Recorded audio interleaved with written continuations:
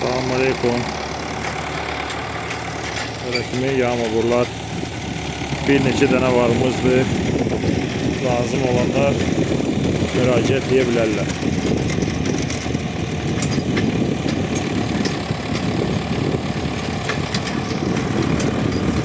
Başımızda yerləşir vertikalarımız. 3 dənə var. Ne vaxt lazım olsa, kime lazım olsa deyə bilər.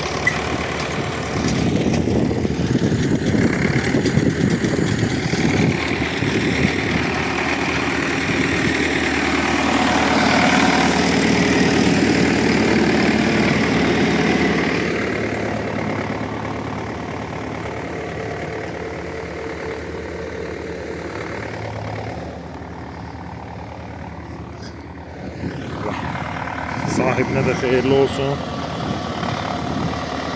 Bize de.